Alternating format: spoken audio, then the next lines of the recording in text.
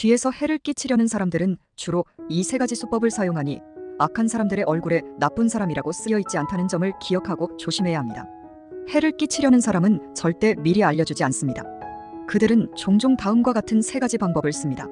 첫째, 다른 사람들 앞에서 당신에 대해 정보를 캐묻습니다. 속담에 적을 알고 나를 알면 백전백승이다라는 말이 있습니다. 누군가 당신에게 해를 끼치려고 할 때 가장 먼저 하는 일은 직접적으로 상처를 주는 것이 아니라 당신에 대해 알아보는 것입니다. 그들은 당신의 가정 배경, 경력, 인맥, 과거 성취, 숨기고 싶은 과거 등을 끊임없이 다른 사람들에게 물어볼 것입니다. 당신을 철저하게 파악한 후 약점을 찾아 적절한 시점에 그 약점을 이용해 해를 끼치려는 것입니다. 그러므로 누군가 당신에 대해 계속해서 정보를 캐묻는다면 사람들이 당신을 주목하고 있다고 착각하지 마십시오. 사실은 당신에게 해를 가하기 위한 준비일 수 있습니다. 이런 상황에 직면했을 때 우리는 어떻게 해야 할까요? 답은 간단합니다. 평소 말과 행동의 신비감을 유지하고 다른 사람에게 완전히 자신을 노출시키지 않는 것이 중요합니다. 말을 할 때는 항상 70%만 말하고 모든 것을 털어놓지 마십시오. 당신이 가진 비장의 카드가 있다면 절대 쉽게 드러내지 않도록 하세요. 기억하세요. 이 세상에는 이유 없는 사랑도 이유 없는 미움도 없습니다. 만약 누군가 이유 없이 당신에게 다가오거나 미움을 보인다면 그것은 함정일 가능성이 큽니다. 둘째, 당신의 의지에 절대 반하지 않는 사람. 만약 누군가가 당신에게 지나치게 친절하고 당신이 말하거나 행동하는 모든 것을 무조건 동의하고 절대 반대하지 않는다면 그가 진심으로 당신을 위해 그러는 것은 아닐 수 있습니다. 이러한 사람은 크게 두 가지 목적을 가집니다. 첫 번째는 당신이 가지고 있는 무언가를 원하고 당신을 잘 보이게 해서 그 목적을 달성하려는 것입니다. 이 목적은 종종 당신과 상관없는 그 사람만의 이익을 위한 것입니다. 두 번째는 당신을 해치려는 것입니다. 당신이 옳은 일을 하든 잘못된 일을 하든 무조건 지지하는 것은 당신이 잘못된 길로 계속 가게 하려는 속셈일 수 있습니다. 예를 들어 직장에서 불만이 생겨 충동적으로 사직을 생각할 때 그는 망설임 없이 당신의 결정을 지지할 것입니다. 하지만 진정한 친구라면 당신이 직장에서 마주친 문제를 함께 분석하고 사직할지 여부를 진지하게 고민해보도록 도와줄 것입니다. 또한 사직 이후의 결과를 생각해보고 장단점을 신중하게 따져보라고 할 것입니다. 따라서 당신의 의지에 전혀 반대하지 않는 사람이 진정으로 당신을 위한 사람은 아닐 수 있습니다. 오히려 당신을 해치려는 사람일 가능성이 큽니다. 기억하세요.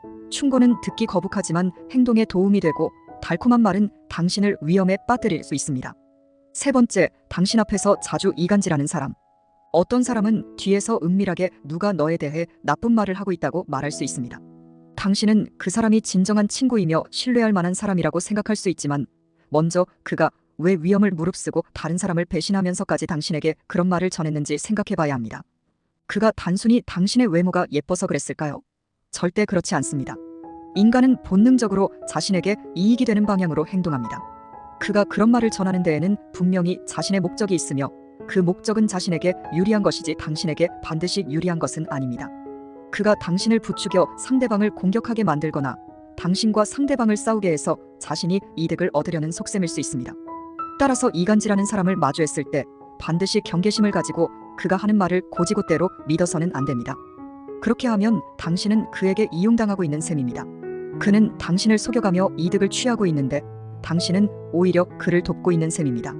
먼저 그가 왜 그런 말을 했는지 동기를 파악하고 그 말이 진실인지 거짓인지 깊이 생각해봐야 합니다.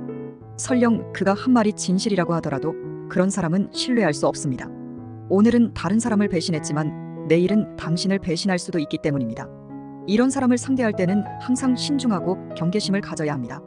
뒤에서 당신을 해치려는 사람들은 주로 세 가지 수법을 사용하니 꼭 조심해야 합니다.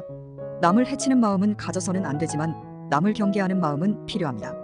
복잡한 세상에서는 항상 뒤에서 속임수를 쓰는 사람들이 있기 마련이며 그들은 보이지 않는 곳에서 악의적인 행동을 합니다.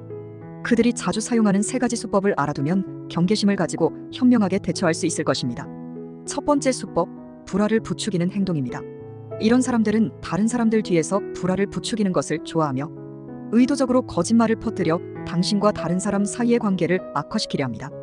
그들은 당신이 당황하거나 망가지는 모습을 지켜보며 즐기려고 합니다.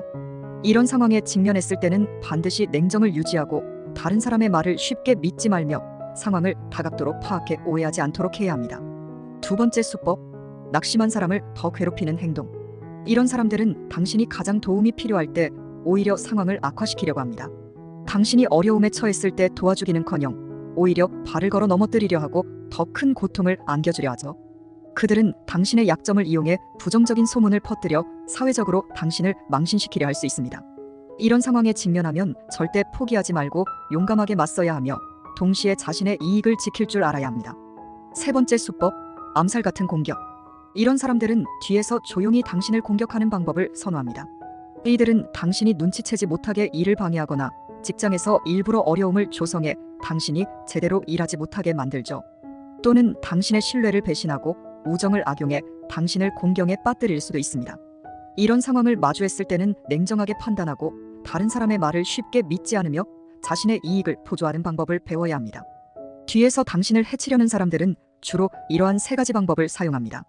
그래서 항상 경계를 늦추지 말고 신중하게 대처해야 합니다. 동시에 평정심을 유지하고 다른 사람의 행동에 쉽게 흔들리지 않도록 해야 하며 강한 내면을 가진 사람이 되어야 합니다. 이 말이 마음에 드셨다면 좋아요, 구독 눌러주세요.